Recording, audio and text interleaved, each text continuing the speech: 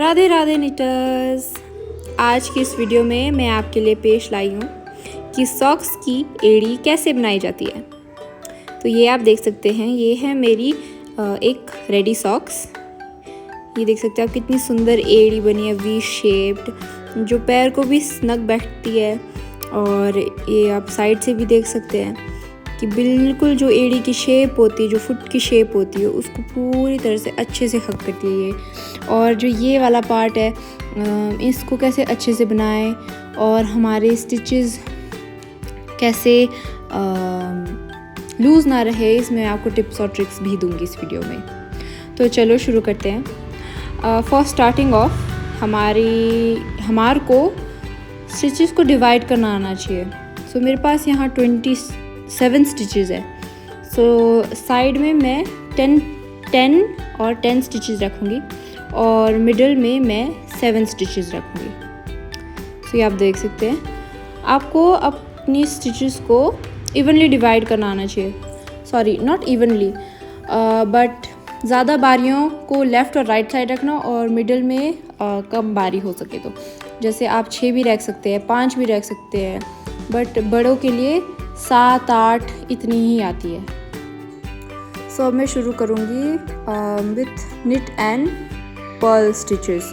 तो ये मैं अपना धागे को फिर से री एंटर कर रही हूँ और इसको क्लोज करते करते मैं सारे निट स्टिचेस करूँगी। तो ये मेरी जैसे सारी निट स्टिचेस होंगी इसमें, और फिर मैं पर्ल स्टिच करूँगी, निट पर्ल। तो मैं इसकी लेंथ बना रही हूँ अभी। तो अप्रॉक्सीमेटली मैं 15 रोज़ निट एंड पर्ल करूँगी, और आप भी अपनी हील लेंथ के हिसाब से आप रोज़ निट करते जाएंगे। जैसे आप देखेंगे कि ये मेरी पीछे की हील को कवर करेगी, तो फिर आप आगे की स्टेप्स को फॉलो करेंगे।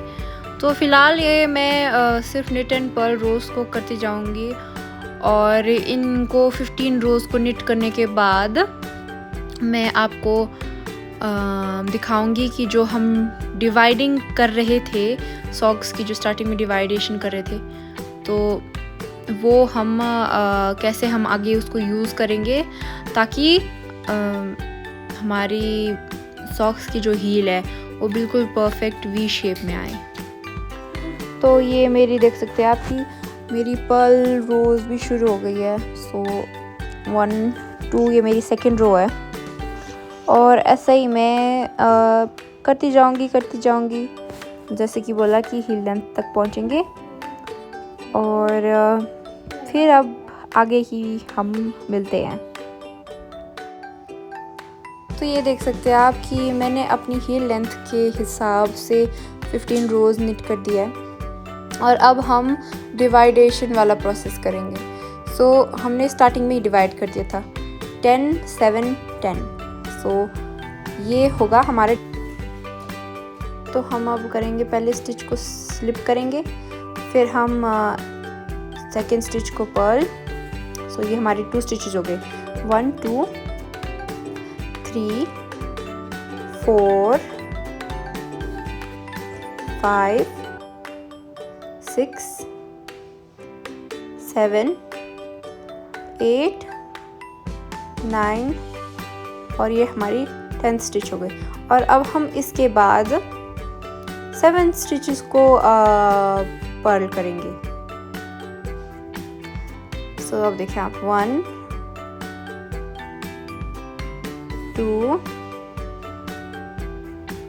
3, 4, 5, 6, और ये मेरी अब वर्क साइड, सॉरी, और मैं पहला स्टिच को स्लिप करके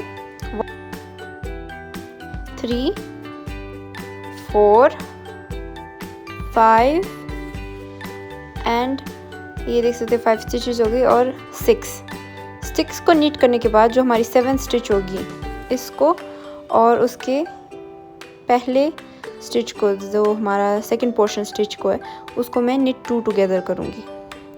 तो आप देख सकते हैं कि इन हमारे जो 10 स्टिचेस थी उनके बीच में कैसा गैप बन जाएगा।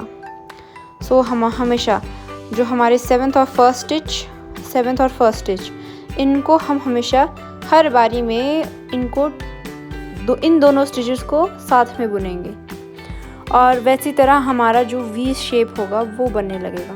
सो अगेन रॉन्ग साइड से फर्स्ट स्टिच को स्लिप करते हुए मैं अबाउट 6 स्टिचेस फिर से पर्ल करूँगी। ठीक है, 3 4 और 5 एंड 6 स्टिचेस को पर्ल करने के बाद मेरी 7th स्टिच और ये एक डायगोनल लाइन बननी शुरू हुई है। और जैसे जैसे आपका ये डायगोनल लाइन बनने लगेगी ना, आप सोच सकते हैं कि आपकी सॉक्स अच्छे से बन रही है, क्योंकि वो ही मेन चीज़ है। और एक और बात, जब आप ये बनाते हैं आपको याद रखना है कि आपकी जो लास्ट ये 2 स्टिचेस हो ये आप कस के पकड़ें। सो धागा इसमें टाइट रखना, क्योंकि अगर आपका ये धागा लूज़ हो जाएगा तो आपकी बारी नहीं बैठेगी ढंग से, और जब ये आप सॉक्स लगाएंगे तो ये बहुत खुला खुला गैप दिखेगा। सो इस स्टिच में आपको बहुत ध्यान रखना है कि आपकी ये टाइट रहे। तो ये देख सकते हैं आपकी ये शेप बनने लग गई है, और यही मैं अब निट 2 टुगेदर करती जाऊंगी throughout the row. So last के 2 स्टिचेस हमेशा साथ में बुनने हैं, और पहले स्टिच को स्लिप करके 6 निट करेंगे, और फिर हम जो लास्ट के 2 स्टिचेस होंगे फिर से उनको निट 2 टुगेदर करेंगे।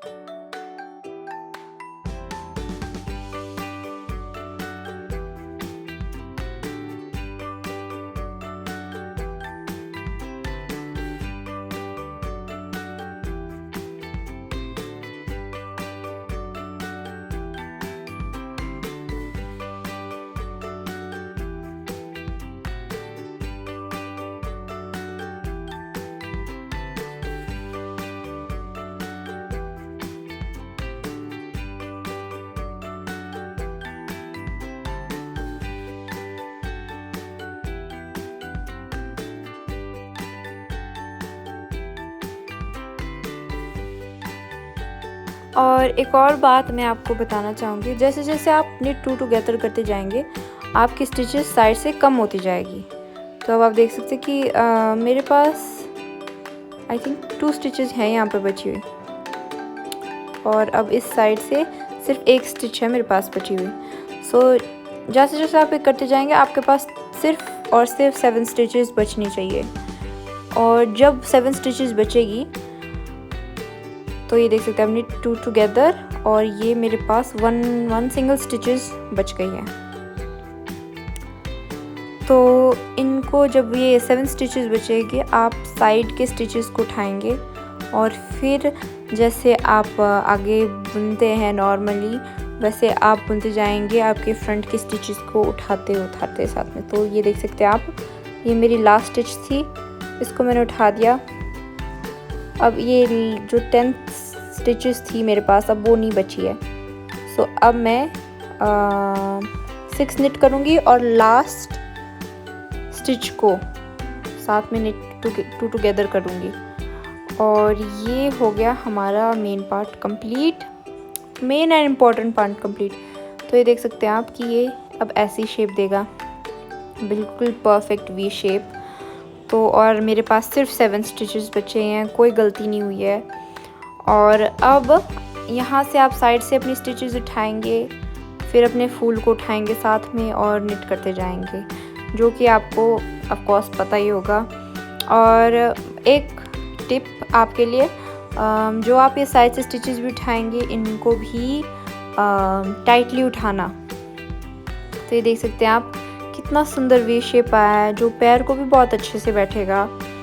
और भी तरह के आप बना सकते हैं, एक यू शेप का बनता है और एक वी शेप का बनता है। तो अगर आपको ये वीडियो अच्छी लगी होगी तो please like, share and subscribe.